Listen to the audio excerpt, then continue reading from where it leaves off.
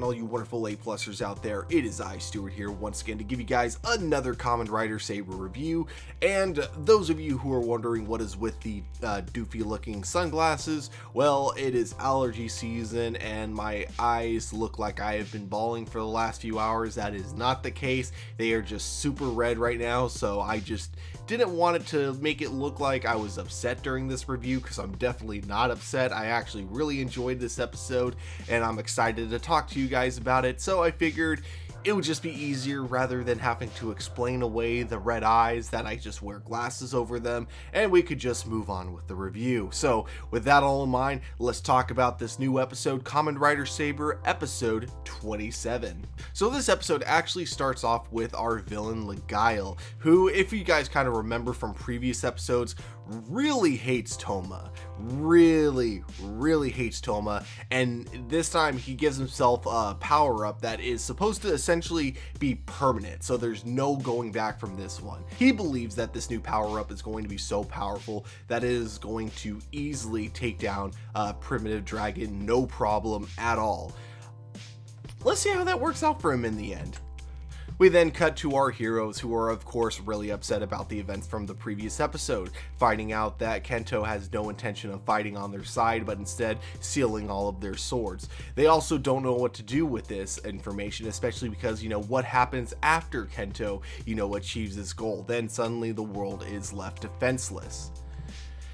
Toma, of course, really feels like he's kind of useless in this whole thing, not being able to fight along the other riders, and especially, even if they could convince Kento to fight alongside with them, he has that dream of being able to fight alongside with Kento, and that can't happen as long as Primitive Dragon continues to corrupt him every time he transforms. So we actually get a really smart moment from Toma, where he essentially decides to constantly transform into the Primitive Dragon in hopes that he can talk to the kid that he sees every time he transforms, and hopefully convince him to not corrupt his Kamen Rider power-ups, essentially. What was really smart about the way he goes about this is he does it in the training room, the room where there's no one around, the room where he doesn't have to worry about hurting anyone, which I personally think was incredibly smart on his part. Kento, of course, transforms and then, reaches into this other world where he's introduced to the kid, and he tries to reach out to this kid, but it doesn't go as well as it did previously when the kid reached out to him. The kid basically tells him to piss off, and he just lights him on fire, sending him right out of this world and then causing his, of course, primitive dragon form to demorph. But of course, if you know anything about Toma, he doesn't give up no matter how much pain is involved, and despite this actually feeling like he's legit on fire, he refuses to let this be his downfall. So he continues to re-transform into that form and try to convince the kid once again. Meanwhile, Legeiel does attack the city, so therefore the other riders have to act immediately. So we got Yuri and Ogami that go in and try to take him down, but unfortunately they are completely outmatched by Legeiel's new form. We then get a weird, kind of rushed, and I really don't know what to think of how this all kind of goes down at the end, because to me it just made no sense. But with that being said, I'm sure it made sense to other people. So if this scene makes sense to you, please let me know in the comments below, but I'll try to break it down to the best of my abilities. Basically, Toma goes in to help Legeiel and Yuri, which is probably not the best idea since he, still hasn't fully gotten control of Primitive Dragon. And there he sees a lost kid looking for his mom. And here I thought Toma was going to take the time to help the kid look for his mom, but rather he just tells the kid to not give up hope. Which I'm sure it would have been followed by him helping the kid find his mom, but thankfully at that exact moment the kid's mom just happened to be right there, and it was a weird conversation. I don't know, something about it. Usually in these type of scenes you always get the main character trying to help the kid find their parent, but here it was just him kind of saying, don't give up hope, you'll find them. And then it was followed by him transforming one more time, but this time it's in the middle of the city, so if things don't go right, you have the potential of hurting other people, but he's super sure this time that he's going to control the form. Something I didn't get an image for is that when he transforms, one thing I thought was also really strange is he's fighting Legeiel and actually, winning this fight. And despite the fact that Ogami and Yuri were both losing really badly to Legeiel when the two of them were fighting him, for some reason they feel the need to restrain Toma, even though, I know Toma's dangerous when he's the primitive dragon, but at this point, a dangerous weapon, aimed at the enemy in this particular episode may not have been the worst idea. So I don't know why they didn't just let Toma kind of do his thing there, but, they feel the need to restrain him for some reason. Meanwhile, in this world that Toma is transported to once more, he faces the kid who asks the question, "Where is everyone?"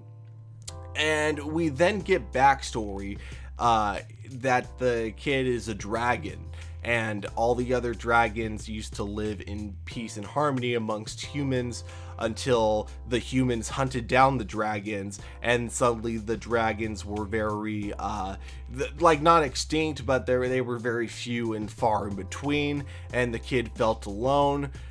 And then I guess here's what I think happened, and definitely correct me if I'm wrong, but it seems like because Toma's in this world, he's able to rewrite this reality. So he adds an ending where he basically says, and then the kid found other dragons like him, and was no longer alone. I think that's how it went down. Again, this part majorly confused me, and I still don't fully understand what actually happens here. All I know is that the kid is now happy, so now Toma's form is no longer corrupting him, so now he has full control over his new Kamen Rider form. And this is where we get what I have to say is probably one of the coolest fight scenes. First of all, it starts with him fighting Legeiel, and a couple moments kind of pop up. One, we get something that I didn't realize was a thing with our main villains. Legeiel apparently has forgotten that he was ever human to begin with, which I actually thought was incredibly interesting. It does kind of keep the door open for the possibility of redemption for our other two villains. Not really for Legeiel, because I think he dies at the end of the episode, I'm pretty sure.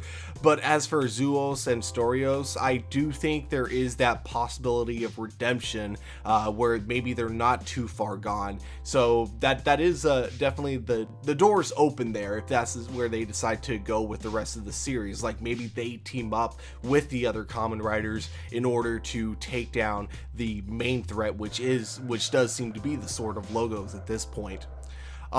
But other than that, though, the fight between Toma and Legeiel is pretty amazing. One thing I loved about it is it seems like he's able to kind of create barriers for him to use to jump off of and add to his momentum to the fight, and also being able to kind of create like a force energy that he's able to ride.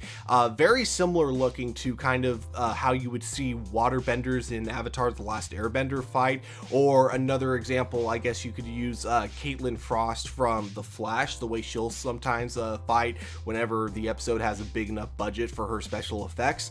But yeah, it was a really cool looking fight, and again, the momentum was really great, and I don't know if they've done this very often, but I really like that they use the theme song within the fight scene itself. I think if you go back to one of my earlier reviews, I actually did say I wasn't the biggest fan of the theme song, but much like a lot of other Tokusatsu theme songs, I always feel like I'm very iffy on them when I hear them the first time, but eventually they always tend to grow on me, and Kamen Rider Saber is one of those theme songs. I wasn't the biggest fan of it when I first heard it, but now it's kind of grown on me, so hearing it during this battle I thought was actually pretty perfect. Toma eventually does defeat Legeiel, and we finally get Toma and Tessel meeting each other, with Tessel thanking him for saving this kid and bringing back his smile, which I always gotta say, it's cheesy, but it is kind of a sweet theme that I think kind of goes throughout every single Kamen Rider series. It's always about trying to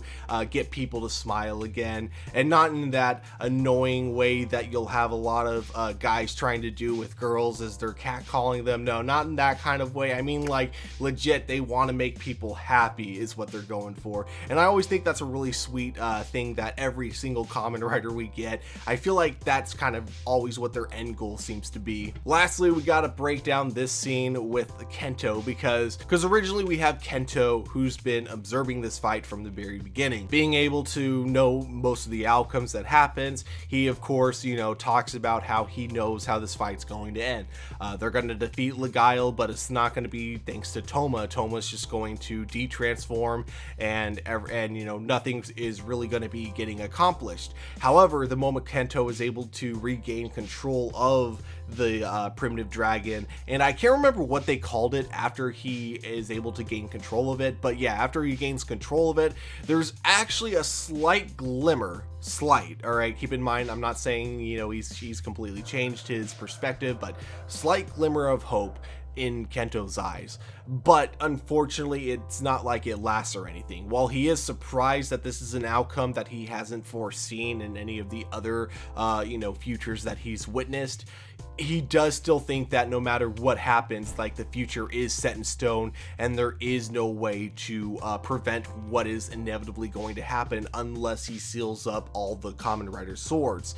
So it was a very interesting kind of twist and turn of event there, and it does show that, you know, I feel like as long as a few more events kind of change over time, there is a chance for Kento to regain that hope that he once had years ago. But guys, I thought this was a really good episode overall.